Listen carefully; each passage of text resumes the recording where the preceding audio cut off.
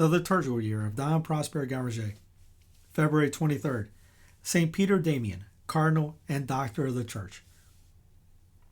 It is the feast of the austere reformer of the 11th century, Peter Damian, the precursor of the Holy Pontiff Gregory VII, that we are called upon to celebrate today.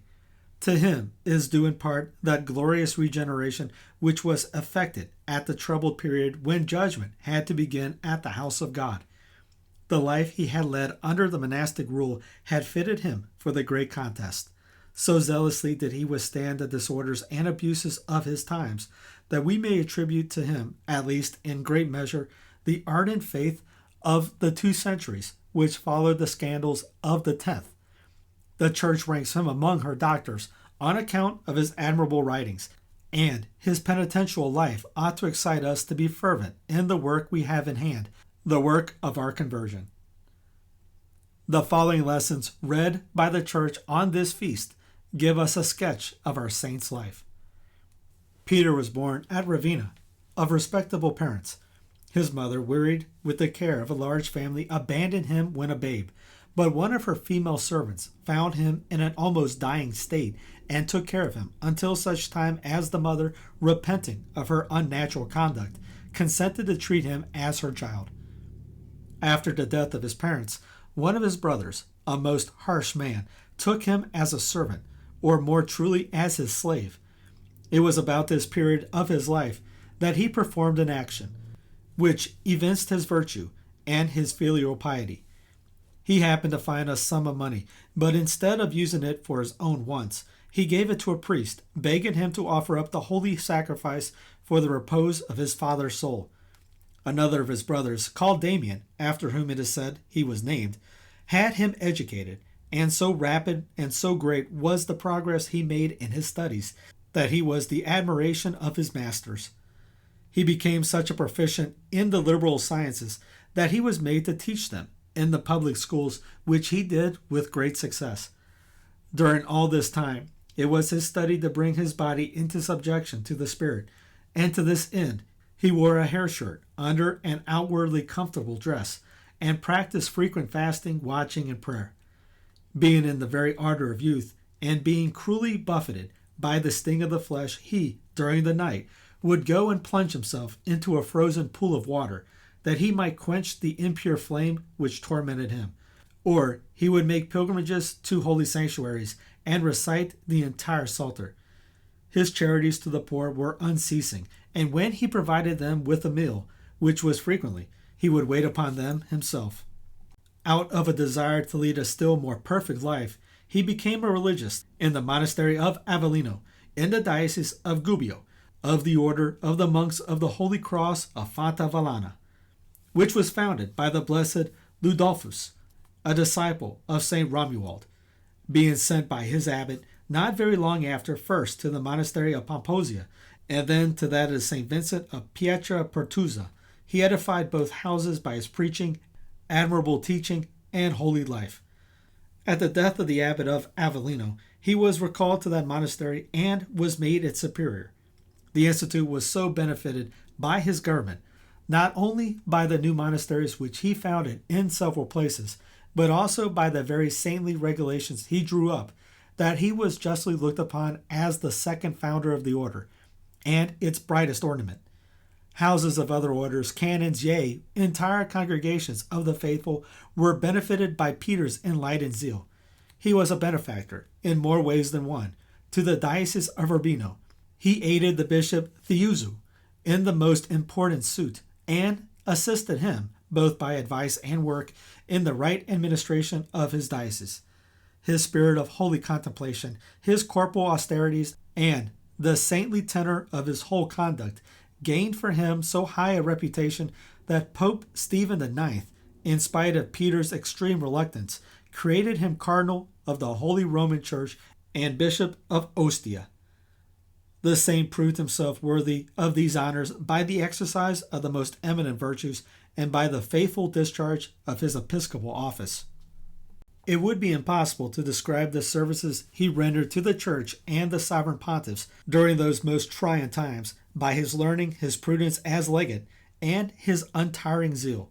His life was one continued struggle against Simony and the heresy of Nicolaitism. He purged the Church of Milan of these disorders and brought her into subjection to the Holy See.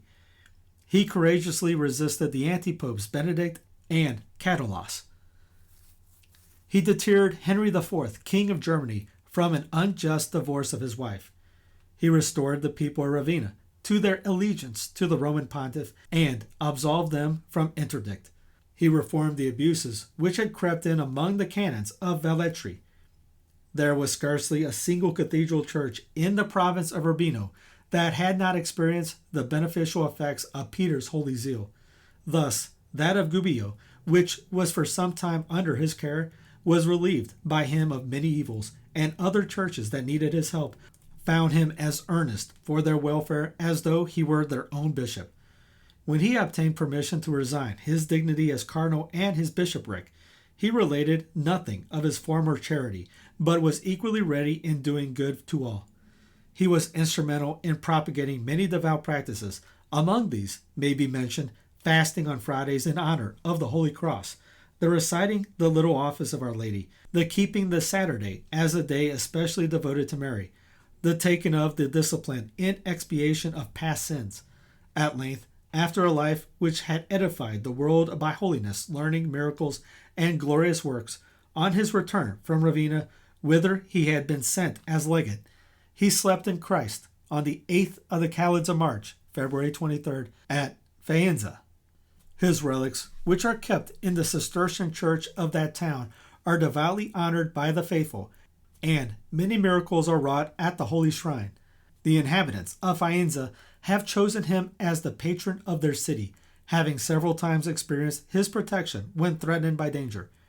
His mass and office, which were kept under the right of confessor and bishop, had been long observed in several dioceses and by the Camadoles order, and they were extended to the whole church by the decree of the Congregation of Sacred Rites, which was approved by Pope Leo XII, who also added to the name of the saint the title of doctor.